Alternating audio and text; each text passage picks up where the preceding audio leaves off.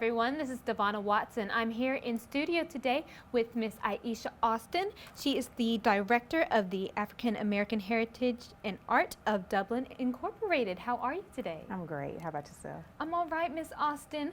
Now, we've got a big celebration coming up very soon, Juneteenth. As some people, not everyone knows, this is a very important holiday to a lot of African Americans. So can you tell us a little bit about it? Yes, ma'am. Actually, Juneteenth, we celebrate Juneteenth because that is pretty much our African American ancestors, our heritage. That is actually our Independence Day. Our Independence Day came June 19th, 1865, just a little bit after, about a couple of years after the Emancipation Proclamation, and a couple of months after the Civil War. Right. Just to completely legally abolish slavery within the Union, within the United States. Right. And now, because of that, we celebrate Juneteenth as, like you said, our Independence Day. This is our version of our 4th of July, because for us, that's really when we were free. Yes. And now, these have come together to create this large celebration for it, since things are kind of opening up about it. And beforehand, you said in the past, it wasn't exactly called like a Juneteenth celebration. Right, right. For the past couple of years, African Heritage and Arts of Dublin has just been hosting just a festival down in Stubbs Park. It's been more in towards the end of July. And, you know, with everything kind of going on, and that's the thing, like we said it last year that we were going to actually do something for Juneteenth. We just looked like a year ahead to see that Juneteenth is actually going to be like this weekend, you know, pretty much Friday.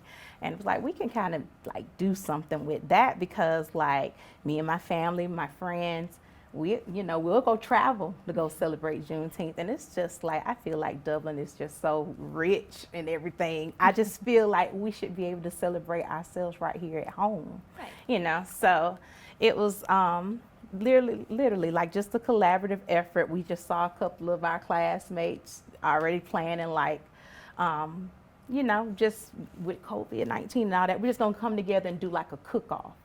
And I reached out and was just like, hey, well, what do y'all think about this? Like, how about we could join efforts and do this, because this is a tremendous day, like the date, just how everything's kind of lining up. And like I said, just, you know how families come together? We come together over food, Yes, over so food first. So if you're going to bring the cook-off, you know, let us bring the empowerment and the education and just the celebratory mood that I feel like everybody need, like a little pick-me-up with what all the current events that's going on in the world. And at this point, why not celebrate ourselves, take pride in ourselves, and celebrate it. Right. And like you said, this would be a good opportunity to, you know, not only come together as one and enjoy each other and fellowship, but to also educate as well. Because as you said, through what's going on nowadays, we see so many protests going on. They are peaceful, some unfortunately turn into riots. But the thing is, we see not only just people of color, but we see all types of people from every sort of background. And you know, what do you think? Do you think this will be the great opportunity to educate them further? Most definitely, because like, you know, unfortunately, like a lot of us, you know, that was kind of born here more kind of sheltered, you know, and they may not have been able to get out or, you know, whatever. They really don't even have an idea what Juneteenth is even about. And so I do find that, like I said, it'd be a way to educate just not just Black people, educate everyone, and give everybody an opportunity to see, you know, things from our perspective. So I think it really can unite Dublin. And then, like I said, at the same time, empower and educate our own, you know, just take pride in themselves. Because, you know, we go by just like the regular textbook, how we were pretty much introduced in social studies class, you know, it's kind of started slavery.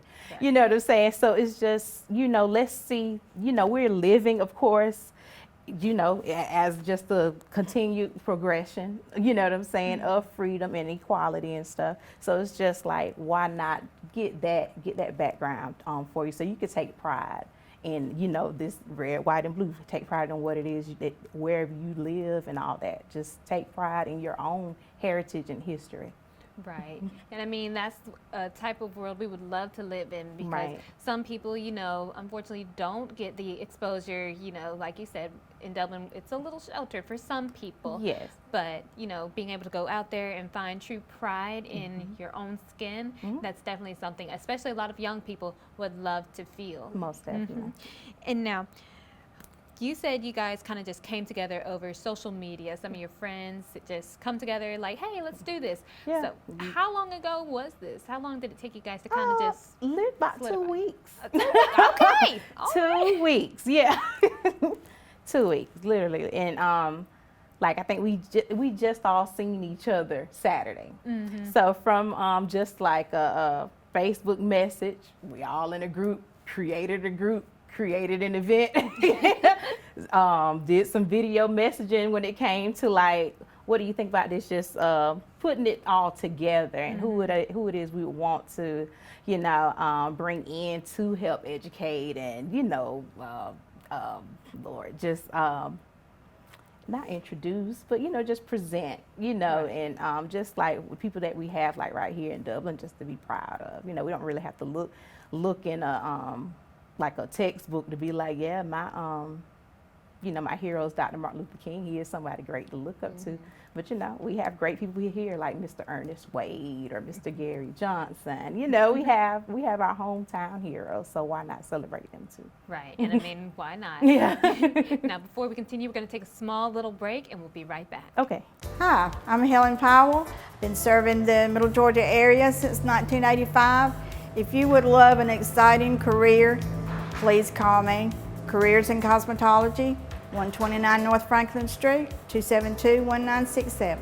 Hi, I'm Ashley. I'm an upcoming graduate from Careers of Cosmetology. It's been a wonderful experience, and I encourage you to contact Ms. Helen Powell for more opportunities. Hello, I'm Christy at Careers of Cosmetology. I've recently enrolled here and I'm excited about the opportunities that lie ahead. Hey, my name is Daphne Jackson. I'm excited to be enrolled in Careers in Cosmetology. If you would like this opportunity, contact Careers in Cosmetology. Hi, my name's Caitlin. I've been enrolled in Careers in Cosmetology for about 4 months now. I'm really enjoying it, and I think if this is the career for you, you should definitely come see Miss Helen Powell. Careers in Cosmetology, 129 North Franklin Street. Our number is 272-1967. Give me a call. Summer's here and we're at Roach Farm and Garden. Time to treat your feet. We have a full line of Georgia boots and a new shipment of Twisted X boots and shoes. And while you're getting your boots, grab a pair or two of Carhartt pants. Make your honey happy, our greenhouse stays full with new shipments of plants every day. From your yard, small garden, or 1,000-acre farm. Roach Farm and Garden carries all your seeds, fertilizer, pest, and weed control supplies. Special projects around the house or farm? Roach Farm and Garden has all your bolts, screws, nails, welding, and electrical and plumbing supplies. Don't forget, we have a full line of pet supplies and feed for anything from chickens all the way to horses. While you're in, check out our new batch of bunnies. So come check us out at Roach Farm and Garden, 2 locations, Dublin and Wrightsville.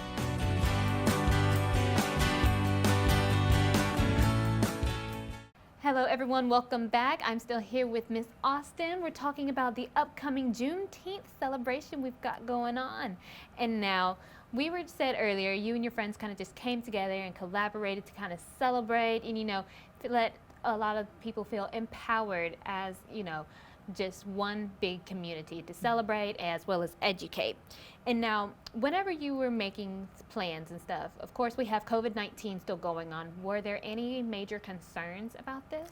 That was pretty much on the forefront of everybody's mind. Like, let's just see how like our governor's gonna go, you know, just see how everything's kind of going. And so that was definitely a huge thing. That's why we didn't even like start, like that's why we didn't even plan it, you know, when everything kind of, you know, took a shift. Took a shift. So yeah, we were able to we were able to secure a place that is, you know, large enough that we can practice safe social distancing and making sure that we have like taking the proper precautions there, you know, for everyone to feel safe. Yes. Now, what sort of precautions are you going to try to, encourage everyone to take? Because, it's going to be a little difficult, but it is. yeah. It is. And so, as far as we were concerned, we were going to, we got little markers and stuff we're putting on the ground as far as just measuring pretty much 6 feet out so people can see that. We're definitely going to have sanitation stations set up. We're going to be providing masks, but we're encouraging everybody to still wear their masks. But we'll have some out there. We're going to have gloves. I know my oldest son, we got a couple of our little boys or whatever, it's going to be kind of like our stage hands. And so whenever we have anybody from singing or presenting or speaking or whatever, they'll know how to disinfect each mic stand, everything, in between anybody even touching it. So, yeah, we just making sure we keeping everything, as low contact, as possible. Right. So, yes, ma'am. Right, low contact, like germ-free. Yes, ma'am, germ-free, but yes, ma'am, we're going to have, like I said, we'll have sanitation stations set up throughout with hand sanitizer, bottles of alcohol. We're going to have gloves and Lysol wipe. We have all that. Ready just to set out. Great. And now you said you will have presentations, a big stage. So how is it was it kind of fast getting all this together? Very much so. Very much so. But because we've put on things around here before, we kind of already had a group of contacts we could always reach out to first. And so in between that, just our network of friends who happen to be creatives. And because we're all from Dublin, you know what I'm saying? So it wasn't too hard to be if you're free or, available and if you feel safe enough, would you mind coming out to share with us, greet us or whatever? We'd just love to hear from you. And that's pretty much it. They was oh yeah, we would love to, because more people our older people are more excited just to see, somebody, 40 on down, actually be interested, you know what I'm saying, in our history. And, they're excited just to be part and with it being kind of our first official, Juneteenth, program. So they're excited about it. They're very excited about that. And I was so that kind of pushed us, kept us going because, at first it was y'all think we're going to be able to pull it off? Do you think we'll be able to? And when we started kind of getting the feedback, it was wow, So I feel it could be something that we probably should have been celebrating. You know what I'm saying? So I'm excited. Well, it only takes one little thing to get a snowball rolling. You're right. And now, tell me about who you have on program with this event coming Yes, up. ma'am. So we have Mr. Derek Chapman. He's going to come and address us. I think it's Councilman Gary Johnson. See, it's funny because I went to school with his kids and he's my church member, so I'm not really looking at him as politician, anything. Right. So yeah, he's going to come and greet us. An organization that's near and dear to my heart is the Black Festival Committee. And I got a chance to, as a kid, get to be all with them. And I was their Black Festival Queen back in 2005. So, Okay, well, so yes, we got a queen and a little Miss Runner-up over here. So yes, ma'am. So they will be there, and Mr. Royce Hall, he'll be coming, and he'll be there to tell us about the importance of voting and filling out the census. However it is you vote, just register and let's vote. So we definitely need all that, and we're gonna have Makita Nichelle. She is a jazz singer out of Macon. She will be sharing with us her gift of song. We also have a Dublin native, Mr. Curtis Barlow. I think a lot of people know him for playing the sax. He's great at that. And we'll have this group. We have a couple of the music groups, Euphonic. I think they are a more soul group. And then our special guest is Dean Brown and Dub Shack, and they're more of a reggae band that's going to close out the evening out of Warner Robins. We also have reached out to, we wait for a couple of confirmations, but I'm hoping everything's going to go fine with that, because I know I love to hear her. She's full of wisdom, and she's a Dublin native too, Miss Frenchie Hodges. She's an author, and she is very, she's very wise when it comes to African American studies, and you can glean a lot from her. And so I can't wait. I always learn something from her just when we just speak on the phone. I mean, it sounds very exciting. You guys have a nice lineup coming up, and I definitely feel like a lot of people will not only enjoy this, but have fun and, you know, be well educated and possibly be hopefully they can take something back, you know, with them. But yes, ma'am, yeah, we hope everybody, you know, have a good time, enjoy the good food, but hopefully take something back and hold it in their heart, and, you know, just take pride in it, because, you know, we know with anybody, you know, it don't matter where did you come from, what's your walk of life.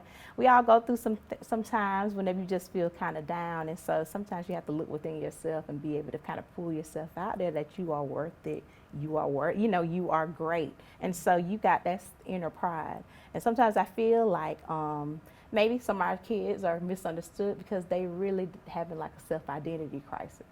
You know, so I feel like that is, you know, we have to impart into our children, impart into our community. You have to see yourself as better, and you know, you hold your head up a little bit higher when you feel something bigger on the inside of you. And I definitely agree with you on that. Like you said earlier in our conversation, some people are sheltered within Dublin, but sometimes it takes going out of Dublin. This happened for me personally. Yeah. Whenever I left home, had my college experience, you know, I felt like I really found myself. Right. So hopefully with your program coming up, a lot of kids will be able to find themselves and, you know, be self-empowered. Yes, ma'am. That's what we hope to, you know, little boys and little girls be able to see people, you know, like you and me, just living their truth and express themselves, and just want to learn more, because usually, like with anything, like if I hear a little nugget about something, I'm like, oh, let me go to Google and let me go look up the rest of it. You know what I'm saying? Like, you are intrigued by it, so maybe it'll pique an interest. Right. And now, what do you hope a lot of people, young people, old people, hope that they take away from this experience with people who you know are coming and people who you hope will come? I would hope that everyone can find like you know, my heart's desire has always been, and I know I'm raised old school, but the whole village, you know, like how it takes a village to raise a child type thing, like, you know, we get back to that village that grounds and upholds. It will correct when need to be, but of course it's all for your well-being. Hope to see you grow and expand, you know. Like I said, there's a lot of stuff that's going on, a lot of stuff on the news and internet, you know, it can kind of get you down, but what I'm hoping is just to plant a seed and hopefully watch it grow. Right. And I hope so too. We're going to take one more small little break, and we'll be right back.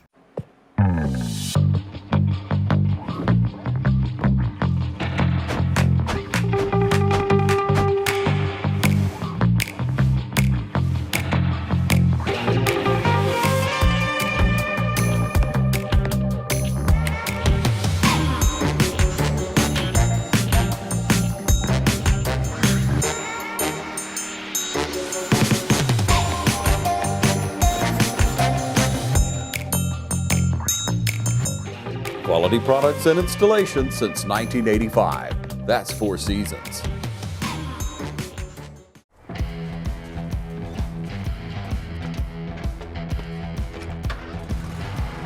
You've got miles and miles of grass to mow. So you're going to need a machine built to perform. Day in and day out. Season after season. You're going to need a Gravely, built to mow the distance. Now at Myers Equipment and Supplies in Dublin. All right, everyone, welcome back. I'm back with Miss Austin. Miss Austin, now, your celebration we have coming up, we talked earlier, it's going to be a learning experience, a way for people to come together, you know, celebrate being empowered and being comfortable in your own skin. And we see a lot of people nowadays have taken, you know, to the streets with protests to do that, but we've also had some negative feedback with that as well. How do you think this will affect those who have been protesting? We've had some protests here in Dublin too. As far as I know, they've all been peaceful. How do you feel that will affect it? Well, I would hope that, after just, if people don't know, we can't blame them, but we're going to put it out there that hopefully that people can, like I said, glean something from it. Well, to be honest, I would hope that the protest remains peaceful, but I would hope to see more diverse people, more people coming out to protest or whatever, because this is just not about like just what it is we can do right here in Dublin. Yeah, we can do in Dublin, but we're actually standing for, when you protest, you're actually standing for something. And it's equality across the board. There's no superiority, nothing that we're looking for, you know what I'm saying? Nothing that's what we're trying to garner, anything, just equality. And so hopefully more as a community, we'll see more of our community come together. And because, nothing is more beautiful than seeing a sea of people, vast complexions, standing up for one thing, right.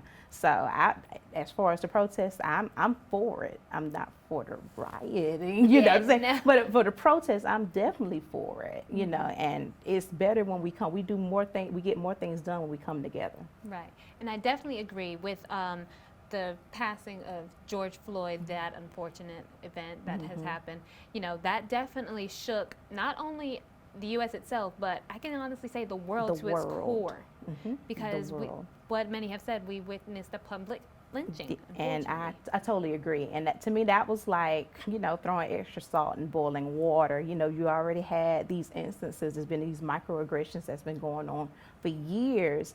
We can actually say from, centuries, to be honest. But the thing is that now, like in the age of social media and, technology, it's more in our faces. And,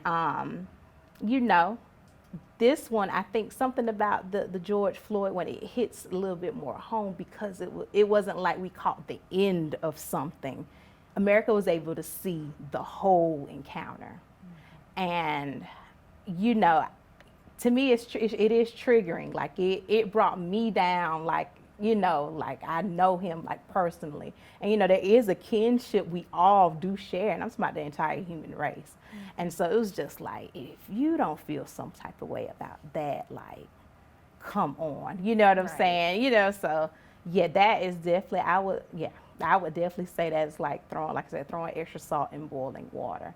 Things were already kind of rough, and people already have like the extra stresses of, like I said, like we have this pandemic going on, just currently, and jobs, and it's a lot going on in people's psyche and in their lives. And to see something as blatant, you know what I'm saying? We hear about it, but like I said, in the age of technology, when we could actually see it and you see the whole encounter, that's just cold-blooded murder, So it was just like, in between that and the Ahmaud Arbery case, I think for me, like that was just like, it's getting unsettling. It's very unsettling. I mean, I agree. I can definitely say for a fact, I saw a lot of things on my social media, especially the George Floyd, that a lot of people responded. It didn't matter. The thing is, when it comes to this, it's not about politics. Right. This is about humanity. Yeah. Thank you. Yes, humanity.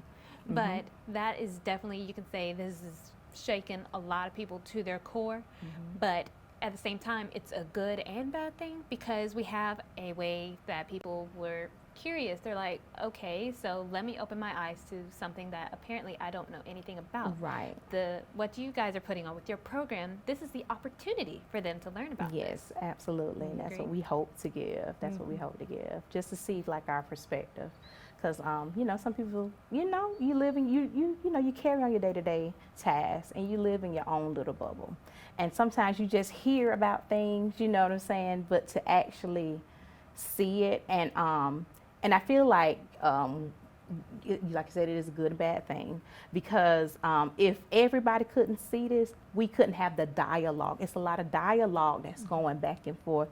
And, some of it, is a little more like resistant or whatever, but most of it has been like healthy dialogue. Like, this is why we feel like this, because we've seen this in our communities over, you know what I'm saying? We've seen this in our communities. Right. You get that luxury of not to, so much get a chance to see it like we do. So yeah, for it to finally be in your face, this is what we've been seeing for years on end, you know, we wasn't there for slavery or whatever, but I know I was alive for the whole Rodney King thing, you know, so you know, we've been seeing these microaggressions in American history. And like I said, and as time progressed, we're more in the technology phase. It's in our face, it's in your face too. Right. So it's like we got to come together. We want something done, we got to come together, and we stand in solidarity with anybody, with every family that has been harmed or taken away, any parts of their family that have been taken away by any type of socioeconomic injustice, bias or prejudice. You know, we stand. To me, that's what the protest is about. It's always been about justice and equality. It hasn't been about, you know, sometimes you get that rebuttal, you know, people say Black Lives Matter, then you get the rebuttal saying all lives matter. We're not saying all lives doesn't matter. We're just saying when you do say all lives matter, we just want to make sure the Black lives are included too. And that's all. It's always been about equality, and it's always been about justice. Right. And I definitely agree with you, because some people believe that, you know, it just started from George Floyd. They fail to realize that this is honestly just the straw that finally broke the camel's back. Most definitely. And most definitely, I have totally agree. And like I said, you know, you can, unless you want to pluck out your eyes and say that you didn't see it, like, you know, you can't say that we're not looking at the same thing here. Right. So it's like, so as a human race, what are we going to do about it? Right. And like I said, and why can't we, you know, to like show you from our perspective? And that is what we do plan on doing with some of the presenters doing like their orating like some history, you know, that like we got it going on. So it's not just going to be just totally boring, and it's for everybody, of all, you know, all kids, family. We want families to come out and just enjoy each other. Right. And I'm definitely super excited to see this, because I'm wanting to see so many people out here, not just, you know, one race. I want to see only one race I want to see is the human race. That's the one race I hope to see out there. Now, where is this? When is it happening? So we can all get ready for it. All right, it is this Saturday, June 20th. At Southern Pines. It's going to be at the Southern Pines at the Expo building. So we'll be up under that pavilion, because usually I'd be like, y'all bring your tents and all that stuff. So no, just bring your chairs. Bring your lawn chairs or fold up chairs. We have a good many of vendors that's going to be there selling their merchandise, some good food that's going to be in, great entertainment through most of our musicians and our spoken word artists. And then we have some of our hometown heroes just come and say hey and drop some knowledge on us and hopefully encourage us along the way. All right. Well, Ms. Austin, thank you so much for speaking with us. I cannot wait to go to this event. You know, apparently all we got to bring is lawn chairs, and bring your mask, people. Yes, please. Please bring your mask. Oh, yeah, and I'm sorry.